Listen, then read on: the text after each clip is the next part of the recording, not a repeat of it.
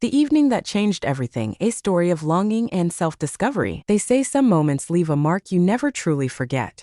Not because of what happened, but because of what you felt. 2 years have passed since that quiet evening, but I still remember how he said my name. The tone, the confusion, the weight in his eyes. That night changed something inside me. And maybe, just maybe, inside him too. Let me take you back. It was an ordinary evening in early autumn. The scent of roasted vegetables lingered in the air.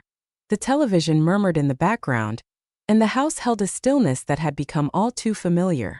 My husband, Mark, barely looked up from his phone during dinner. He had work emails, deadlines, something always more important than presents. Then me, Eli, my stepson, sat across the table. 20 years old. Quiet. Observant. Unlike the other young men I had known.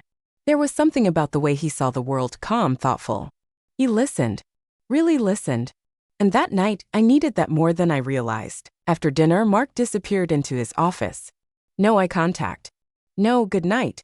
Just silence and the sound of a door clicking shut. I was left alone at the table, surrounded by plates and the hum of the refrigerator. And then Eli spoke. Are you okay? Simple. Unexpected. But it caught me off guard. I nodded, offered a tired smile. Yes, I'm fine. Just a little tired, but he didn't look convinced. He helped me clear the table even though I told him not to. And in that quiet act of kindness, something inside me cracked open.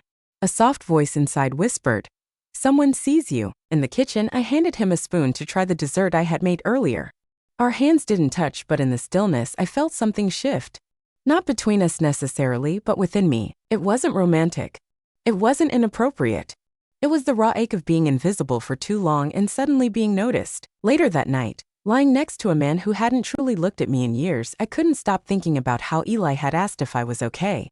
When was the last time someone did that and truly meant it? The next morning, I awoke early, the house still quiet.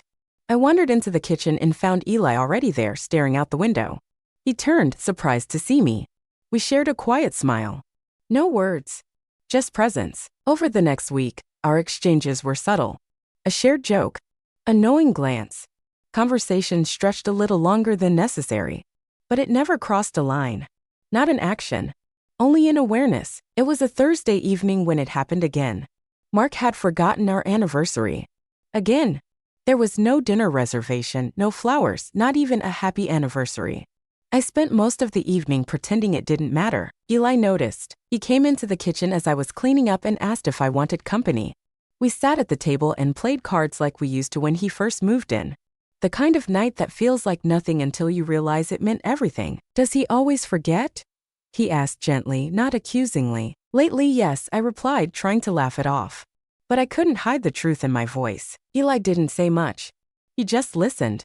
And that was more than enough. One night, I found a small note on the kitchen counter. You matter. Don't forget that. There was no name, but I knew who had left it. That note stayed tucked inside my journal for months. And then the shift came. Eli started pulling away. He became more distant. Less present. I caught him avoiding rooms I was in, keeping his headphones on longer, speaking in shorter sentences. It hurt more than I expected. I confronted him one morning. Did I do something wrong? He shook his head, but his voice cracked. No, you didn't. I don't know how to handle this. I nodded, not asking him to explain further. Because I didn't know how to handle it either. The emotional intimacy we shared had become too loud in the silence. We had reached a place where even kindness became complicated. Mark remained oblivious. Or maybe he didn't want to know. I could have told him about the note, about how I cried myself to sleep, about the anniversary, about the silence. But I didn't, because this wasn't about blame. This was about absence. About two people who had stopped seeing each other long ago. Months passed. Eli eventually moved out for college. He hugged me before he left. Tighter than usual. Said thank you. For what he didn't say. Now I sit in this kitchen sometimes remembering. Not in regret. But with clarity, what we shared wasn't wrong. But it was fragile. And in another world, maybe it could have been different. This story isn't about scandal. It's not about forbidden love. It's about loneliness. About the danger of going unseen for too long. About the surprising places we seek comfort, and the unexpected people who offer it. If you've ever felt like a ghost in your own life, I see you. And sometimes that's all we really need. Thank you for staying with me. Subscribe for more stories that speak to the quiet truths of the human heart.